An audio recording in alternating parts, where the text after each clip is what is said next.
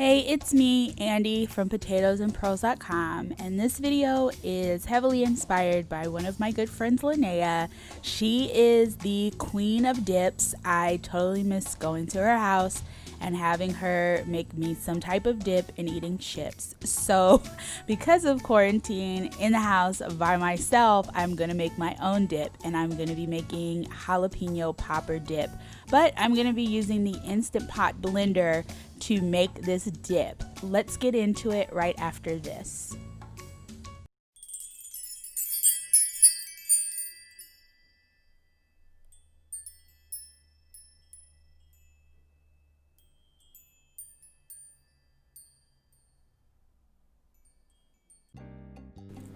We're gonna add in 8 ounces of cream cheese. That's just one block of cream cheese, cubed straight out the refrigerator, and 1/2 cup of jalapenos.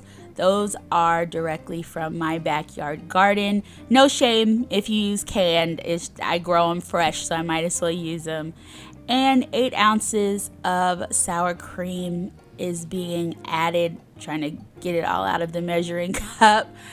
And I'm next gonna add in 1 cup of shredded cheese. That's like a cheddar cheese blend that I added in, but you can put in any type of cheese you want, whatever flavor you want. That's like a mild cheddar cheese that I just put in there.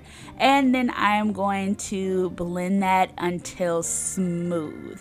And when I say smooth, I mean this type of smooth. Like, this is like a light green color from the jalapenos. It's gonna look liquidy, but it's not gonna stay liquidy once we get it out of the oven, but just you want that smoothness. Next, I'm going to add 2 tablespoons of butter to a hot little saucepan, or you could use a skillet if you wanted to as well. We're gonna go ahead and put some warmth, some toastiness on breadcrumbs. I'm gonna go ahead after this butter has melted down and put in 1 cup of breadcrumbs.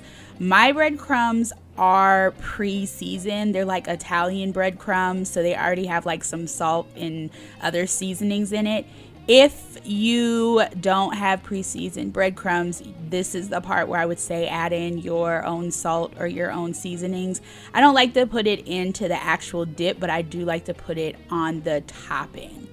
So once we get our breadcrumbs kind of toasty, I go ahead and get out like a small to medium sized cast iron skillet. I like putting dips in cast iron skillets. It makes it look fancy and it makes me feel like I'm eating dip at a restaurant.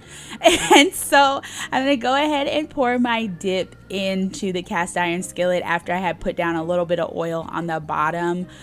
I am so sorry for my lighting in this part. I don't know why it was recorded so bright. I think I just video nonsense. So after I pour my dip kind of up to the top, but not all the way, so we have some room for our breadcrumbs, I'm gonna go ahead and sprinkle my breadcrumbs on top, and I like to make an even layer.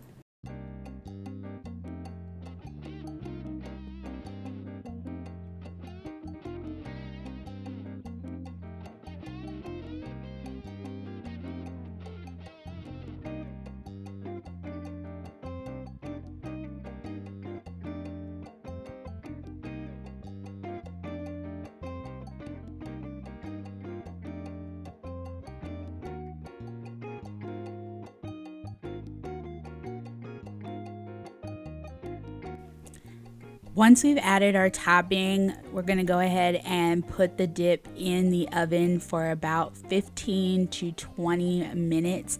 The oven should be at 350, and then we are going to have our jalapeno popper dip. This is the type of dip that tastes the best straight out of the oven. And with putting the mix in the blender instead of doing it by hand, you end up with like a smooth, like almost silky fluffiness of a dip, instead of like, if your thing is like dips where you want to see like chunks of like what's in it there, don't use my blender method. But if you're the type of person you like a nice smooth like silky dip, this would probably be the best method for you. It comes out so good, so creamy. Everything is blended. The flavor is so even. The day I made this, I literally kept walking in circles, like through my dining room, through my living room, back through my kitchen, just to eat more dip.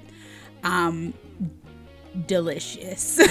So I hope you guys like this video. If you did, don't forget to give it a thumbs up. And if you are into food videos, sometimes travel, but can't travel right now, but sometimes travel, don't forget to click the subscribe button. I'd really appreciate it. It totally helps the channel. And I will see you guys in my next video. Bye.